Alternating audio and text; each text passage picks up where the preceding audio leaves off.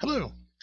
We're going to do a review of the new Sapphire IV pumps. We're going to go over the pump general operations, so basic housekeeping items such as how to load the IV tubing, how to prime the pumps, and then we're going to look at some of the medications that we're going to infuse through the pumps and the clinical scenarios that we might use them in.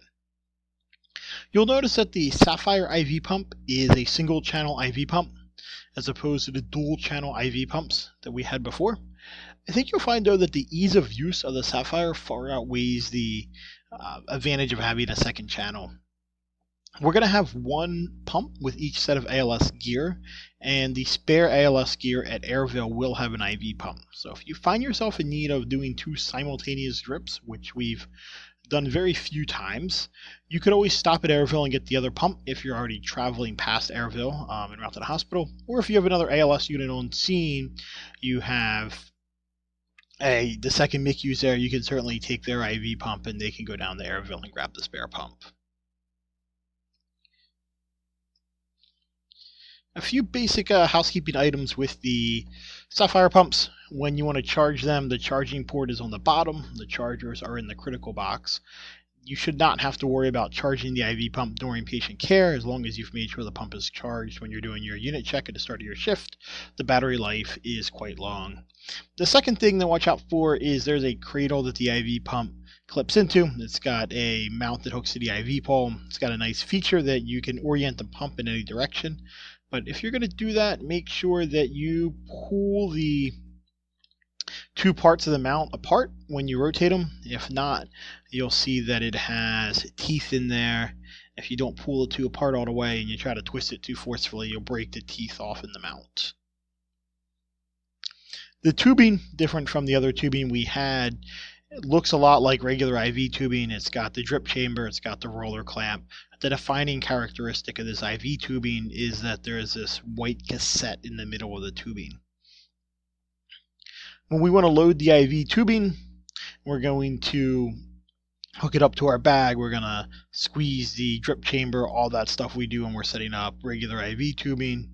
And then we're going to come over, we're going to open the side door of the pump. We're going to look at the bottom of the cassette, and there's these two little grooves that line up with the two notches at the bottom. And we're just going to align those up and push it in. You'll see there's this little flange at the bottom of the tubing that keeps getting stuck every time I try to close the door. And you just got to pull it down a little bit and make sure that the flange there is resting underneath that white piece. Otherwise, the door won't close. If the door won't close, you can't start the IV pump. Removing the tubing, when we're all done, we want to take the tubing out. We just open the door again. There's these two little metal teeth there. You just lift them up, and the tubing will pop right out. To prime the pump, there's one of two ways you can prime the tubing. You can either do it through the IV pump or you can do it manually. We're just going to show you how to do it through the IV pump in this video. That's the preferred method of doing it. We can make another video on how to prime it manually, or it's fairly simplistic to figure out, except there is a few intricacies of it. We find that there's less air bubbles, there's less issues with air in line, and if you've used the IV pumps before, you know that air is the sworn enemy of IV pumps. And if you start getting air in line alarms, that can take your peaceful transport to a very musical, unfun transport very quickly. So we recommend using the IV pump to prime your tubing. After you have it set up, you've spiked your drip set, you've filled up your drip chamber, you're going to put the cassette in, and you can click prime. It's going to warn you to disconnect the tubing from the patient before you prime the IV pump. Make sure you haven't hooked the tubing up to the patient because you're going to take all the air in the tubing and just infuse it into the patient. The priming will take 2 minutes if you go by the IV pump. It'll start out with 2 minutes, and I believe it's a 30 ml prime, which is a lot more fluid than we need to prime for the drip sets that we have. So once you see that your tubing's all primed, that you have no air bubbles and you have fluid coming out of the end that would hook into the patient, you can simply press finish prime and you'll get this screen here. A few things to take into consideration when you're priming your tubing is if you're setting up an infusion, you're setting up an epinephrine infusion, and you're going to have the pump prime the tubing. It's going to waste about, you're going to let it run the full 2 minutes. You're going to waste 20 mLs out of your 500 bag. You're still running a continuous infusion. The concentration is the same. It's not going to have any impact on patient care. However, if we have a different clinical scenario and we're giving magnesium to an asthmatic, we've taken 2 grams of mag, we've put it into a 100 bag, we hook that up and we tell the pump to prime it, and the pump primes 20 mLs out of the tubing, you've lost nearly a fifth of your medication. So keep that in mind when you're looking at when you're going to prime your pump, when you're going to add your medication in. And if you're going to do that, for example, with the magnesium, you'd want to be watching that very closely. As soon as your tubing is filled with liquid, you want to stop the prime. You don't want to let the full prime run, because then you're going to lose your medication. These pumps can be used in the hospital setting as PCA pumps. They can be used as epidural pumps. Lots of times that you don't want the patient getting access to the pump. It's really not a problem for us, except that same nice feature that prevents the patients from being able to access their pump and crank up their PCA pump also will lock the medics out from being able to adjust anything on the pump. What it has is there are 2 screen lock features shown here. You'll see if you press lock screen, the top lock screen would simply just lock the pump. You press a button. You don't want to hit it when you're carrying a patient in the house. Is a great feature to use. The bottom button will lock out the pump, and you need a password to get back in. The passwords are all taped to the top of the pump, 7770, or you get you back in. You might ask, why did we not choose a nice convenient number like 9595? Well, it turns out the 7770 is a default password, but any password you want to change it to, it has to start with the number 7. It has to be 4 digits, and all 4 digits cannot be the same number. So, unfortunately, we're stuck with 7770. Alright, I want to talk for a minute about doing IV drips, IV infusions versus doing boluses of medication with the IV pump. These seem similar, but there's actually a clear delineation we need to make between what is a IV drip and what is in a bolus of medication that we want to administer, and we're going to use the IV pump to help make it the safest and most efficient way we can administer it. So if we look at this list, medications that we would give as a bolus of medication, and I want to preface this with, this is for our pre-hospital use. People that do critical care transport might look at this and say, well, yeah, we give, we transport, preeclamptic patients on magnesium infusions. For our use in the pre-hospital setting, we're going to look at certain medications we're going to be giving as a bolus versus we're going to be giving as a drip. So lidocaine, for example, I'm not talking about the pre-filled, we're only talking about medications we're giving through the pump right now. Lidocaine, we have that big bag of lidocaine.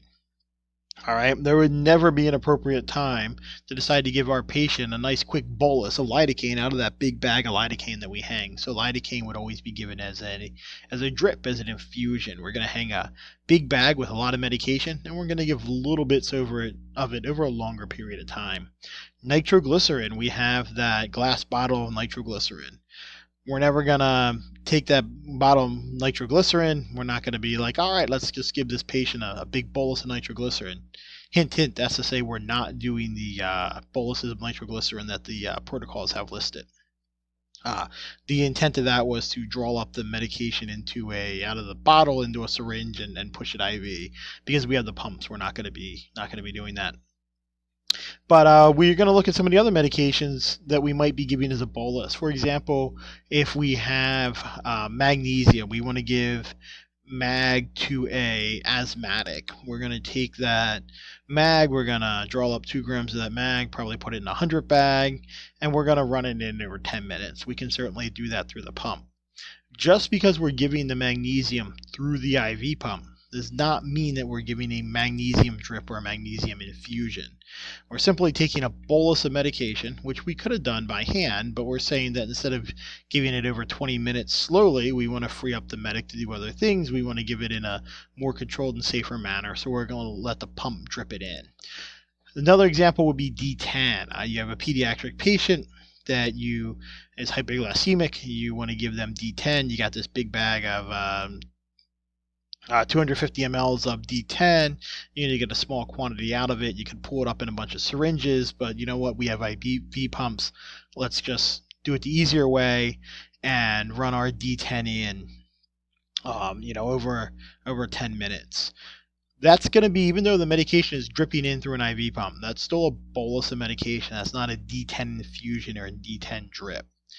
It gets a little bit more hairy when we start talking about cardizem and amiodarone, because we do both cardizem and amio as boluses and infusions through the IV pump. So, for example, when we look at cardizem, we can do everybody knows about our boluses of cardizem. We have our patient in AFib with rapid RVR. We get a command order to give this patient 10 milligrams of cardizem. We would give that through the pump. The pump, that's still a bolus of medication. That's not a drip. If we also get an order to put our patient on a 5 milligram an hour drip of cardizem, that's going to be the infusion. Amiodarone, for example, we can do if we have a patient who has VTAC with a pulse and we want to give them 150 milligrams of amiodarone over 10 minutes, we might use the pump to do that. We might take our amio, put it in a 100 bag, tell the pump to give this bag over 10 minutes. And we can certainly do that. That's still not an amio drip. That's still a bolus of amiodarone. That's not a drip. That's not an infusion. When we start talking about our amiodarone drip, that's when we might have a situation where our patient was in cardiac arrest. We got ROSC, and now we want to, we gave them, say, 300 of amio during resuscitation.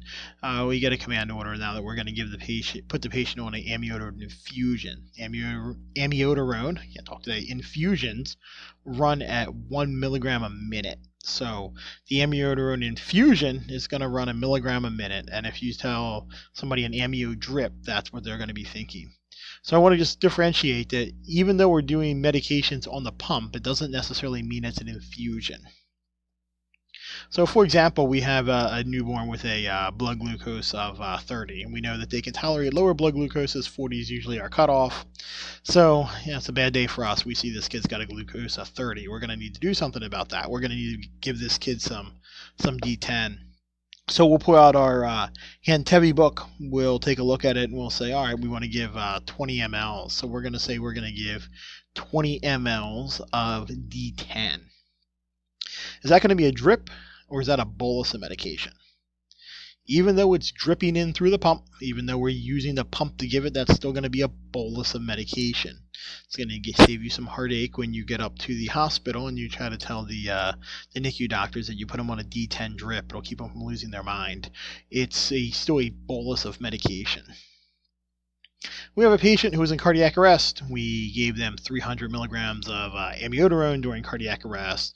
You got ROSC. You want to start an amiodarone drip, hopefully keep them from going back into a ventricular arrhythmia. You contact medical command, you get an order for an amiodarone drip. You're going to do this at a milligram a minute. Is that going to be a bolus or is that going to be the drip? And that's definitely going to be the drip. That's the infusion. We have a asthmatic. We've gone through. We've done our NEVs. We've given our Medrol. They're still not breaking. We want to consider doing 2 grams of mag for this asthmatic. We get an okay to go ahead and do that. We're running 2 grams of mag over 20 minutes. We draw that up, put it in our 100 bag. We pull out our pump. Is that going to be a bolus or is that going to be a infusion? And even though we're diluting it out, we're giving it in through the pump, that's still going to be a bolus of medication. So why does this matter? Why do we care if we're giving a bolus or if we're giving a infusion? There's 2 reasons we want to make this very clear, or 2 reasons we want to delineate between our infusions and our boluses. First is going to be the mode that we use the IV pump for. The IV pumps have a medication library.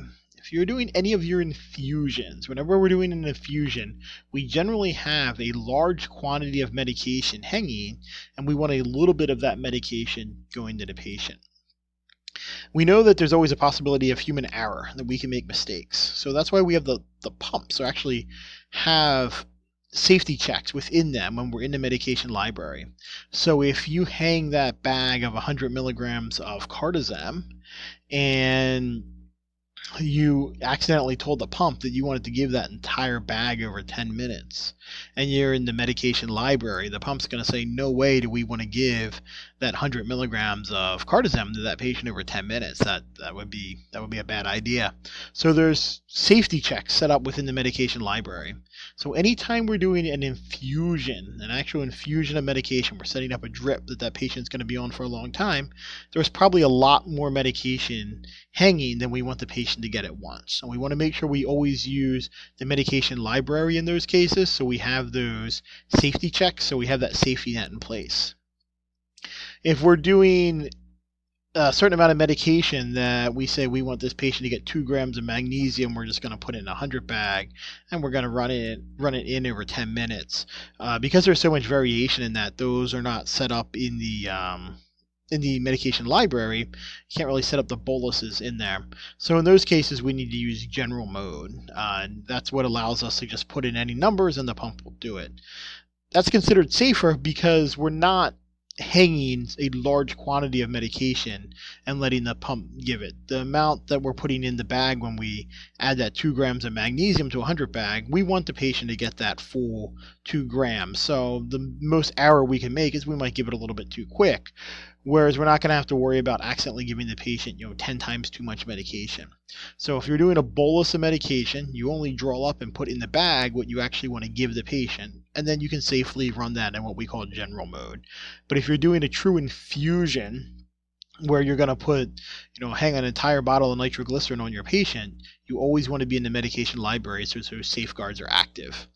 The other reason that we want to make sure we're using the right terminology between bolus of medication and an infusion of medication is when we're talking to our medical command doctors. If we have that patient who we talked about, the asthmatic, and we call up and you try to get orders to give this asthmatic mag, and you call up and you might give a great report, everything you've done, here's how sick the patient is, and you say, I want to put this patient on a mag drip. In your mind, I'm going to pull a pump out, we're gonna put that mag into a 100 bag and we're gonna infuse it in over 20 minutes. You're thinking that's a drip. They're gonna be thinking that magnesium drips, those are usually what they put patients on that are inpatient. They're gonna be on it for a long period of time, and you're likely to get some confusion or some disconnect there when you're talking to them. If you're trying to say that you want to start the patient on a mag drip, when really what you're trying to do is give the patient a bolus of magnesium. So you can certainly talk to them, get the order to give the patient 2 grams of mag over 20 minutes, and as a paramedic you can say, okay, the safest way I can do that is through the IV pump, and that's fine, but you're still doing a bolus of medication. You're just using the IV pump to give it in a more controlled and safe manner. I hope that clarifies a little bit of the difference between running the medication drips versus the boluses. So now that we talked about what medications we're going to run through our medication library and what medications we're going to run in what we call general mode, let's look at our medication library and how we access that. So once we've completed the priming of our tubing, we'll see this screen here. And we're going to press OK. We get the video to start. There we go.